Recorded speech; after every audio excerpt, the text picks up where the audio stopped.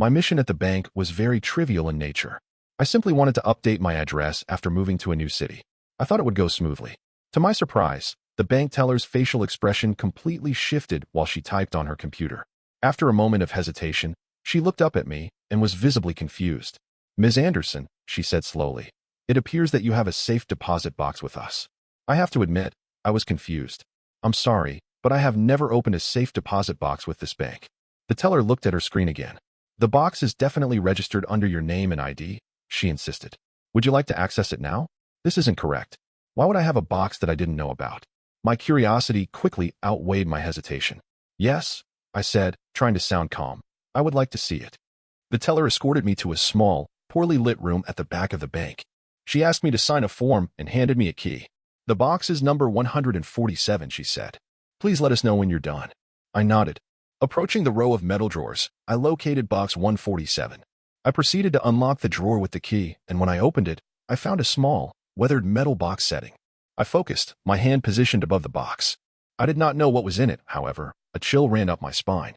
With caution, I lifted the lid and looked inside. What I found made my jaw drop in astonishment. Inside the box were several items: an old, weather-beaten leather journal, a small stack of photographs tied together with ribbon, and a folded piece of paper that looked like a letter. L.A. My initials were embossed on the cover, I noticed as I picked up the journal. My hands trembled as I opened it to the first page. The first paragraph was dated nearly 25 years before. This was long before I was capable of writing anything. The writing was gentle, yet distinct. The first entry is dated almost 25 years ago, long before I was able to write. "Dear Laura, my daughter, someday you will discover this and grasp everything. I wish this helps you unravel the reality." My heart races in suspense. The journal was meant for me, but who wrote it?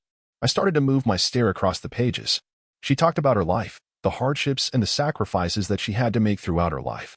Changing homes so often and buying new identities had their secrets too. And like everything else, the last pages sent a chill down my back too. "It was crucial that I let you go in order for you to be safe.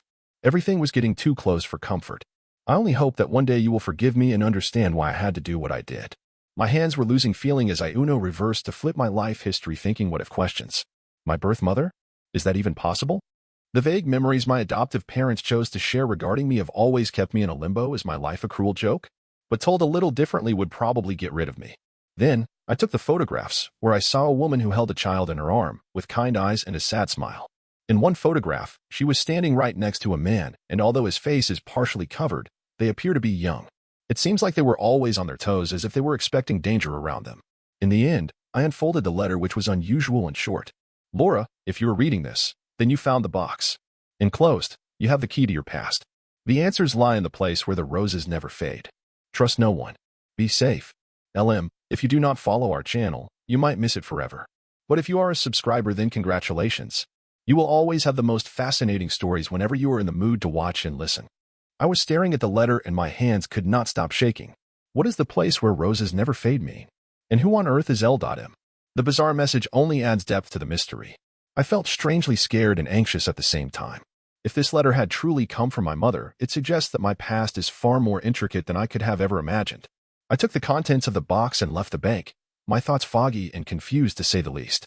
But for the next few days, I was analyzing the journal, hoping to find additional clues.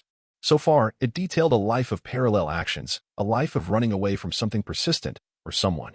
The author wrote of name changes, devotion to disguises, and an unshakable fear of capture. It was obvious she had been evading some sort of danger, but the entries never clarified what that danger was, or who in fact posed the threat. I just could not stop thinking about the place where the roses never fade, hot on the capture of the quote.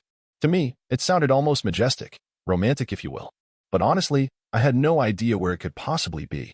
I sift through the journal looking for any roses or gardens, anything that remotely resembles my imagination.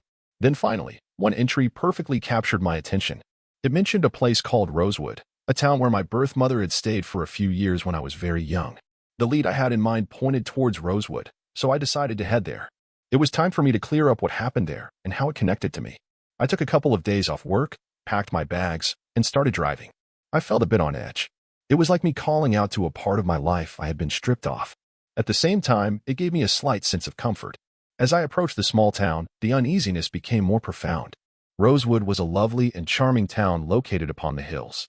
With its historic buildings and friendly locals, It had the perfect cozy cafes. It was the perfect blend and looked like a postcard. Even though it looked picturesque, the town had an secrecy around it which made it suspicious. It was the type of place that didn't have much to offer to strangers. As I checked in at a small bed and breakfast, the owner scanned me with a peculiar expression.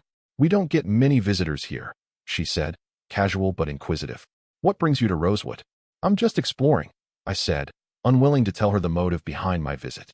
"I have heard this town is beautiful." She smiled, although it did not touch her eyes. "Yes, it's quite the hidden gem." I settled into my room and decided to start my search first. I began walking around the town to get a feel for it. The journal mentioned a house where my mother stayed, but it had no address. I asked a couple of people from Elm about the woman in the photographs, but most did not recognize her or were too shy to speak. When the day began to fade, I realized I was standing in the middle of the town's oldest cemetery. It was calm, even somewhat threatening, with its tall and worn-out tombstones and a wild garden in the middle of the cemetery. Immediately, I noticed a particular section of the cemetery that had a sign which read, "The Rose Garden." As I got closer to the garden, I could feel my heart beating louder and louder. The area where the garden was supposed to be was covered with bushy rose plants with beautiful flowers that were shivering from the cold. It felt astonishingly beautiful, as if I were in a dream. I get it now. This is where roses are said to never fade. I walked around the garden and scanned the headstones. I was out of breath when I finally spotted it, a simple headstone with the name Lydia Montgomery engraved on it. The words, "A beloved mother," and in her heart, "The roses will never fade," was engraved under the name. L.M. Lydia Montgomery, my biological mother. I went down on my knees, tears rolling down my eyes. I unfurled emotions I have long buried: regret, uncertainty, and sorrow. Most of it revolved around my mother that I never had the chance to meet. The answers I was looking for heavily lunged alongside her lifeless body. Whatever I had been hoped to seek was futile. There was more grief to uncover. As I began to process my surroundings, my gaze fell on the faint outline of a small rusty metal box scattered into the ground at the base of the headstone, partially being overwhelmed by the roses. My hands quivered in excitement, losing all hope and pulling it free from the surface. Once opened, my breath was taken away. A small box revealed a note with a single key attached to it. The note was short and written with haste. "For Laura, if you find this note, I loved you more than anything. This is a key to a locker at the Rosewood train station. It contains the truth. Be careful. Trust no one." I could barely breathe as my heart raced in excitement and anxiety. It all became clearer once I received the final clue from Lydia. She flared open a path to the truth she had perpetually hidden. The mere thought of the locker's content made my heart skip a beat, but it fueled my need to understand everything about the mystery and the person behind it. I had to chase after the woman who frightened every living soul and figure out who I was to her. Making my way towards the train station was first on my agenda for the day. The train station was on the premise of an ancient-looking building, and my port of interest was the row of lockers. With bated breaths, my hands felt clammy as I shakily pulled the door of the assigned locker after putting the key in. What I expected to be a tattered bag was instead an envelope. As I tore into the envelope, hungry for the contents which I knew would overflow with information about my family, the nation, and the reason why I have been living a ghost-like existence, I felt a myriad of new newspaper clippings, photographs, and some official documents that looked like they were ripped straight from the office of a higher authority within the government. The little pieces of paper all told a distinct story of their own. Lydia had been embroiled in a case against a pharmaceutical giant. The clippings detailed the illegal drug trials that led to death and illness of numerous people. Lydia had been a whistleblower, one of the company's employees who possessed incriminating information against the company. The documents hinted that the corporation had silenced her at all costs, which meant threat and intimidation were at their disposal. The moving around and new identities all make sense now. Lydia had been fighting to safeguard herself and me from people who sought to suppress her. The last document I found in the envelope was a birth certificate, my birth certificate. But rather than the name I had been brought up under, my original name, Laura Montgomery, was mentioned. As the revelations unraveled, emotions clouded me. To keep me safe, Lydia had to abandon me, which allowed me to escape the horrors my actions would have brought forth. I now understand that she was the one who had to live in dread, sacrifice everything so I can live a really life. But now, with the proof she had stowed away, I understood that the menace was still lurking. I had come across a reality which was capable of destroying lives, a fact which very rich people had tried to suppress. And now that the cat was out of the bag, I was definitely in jeopardy. My mind was churning with a billion thoughts on how I was to approach the situation. That is why I left Rosewood and decided to deal with it head on. I couldn't bring myself to just brush this off. Lydia had sacrificed and lost everything for the sake of revealing the truth, and I felt a strong obligation to complete what she had initiated. First, I reached out to a journalist I had some faith in, who I knew was anti-corruption and anti-injustice. I revealed everything to them, including the evidence that Lydia left behind. In the following weeks, an investigation began. Outrageous legal actions were taken against the pharmaceutical company. The scandal of the company led the public to revolt. Lydia's story became a headline as well as a brave whistleblower who risked her life to save others was the title.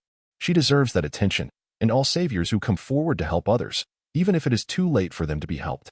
My identity was a puzzle that I found difficult to solve. I was no longer just Laura Anderson.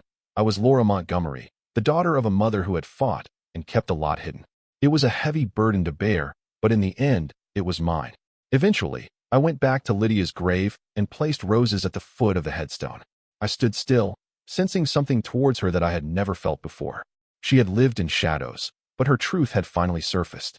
All throughout, she loved me enough to keep me safe, even if that meant giving me up.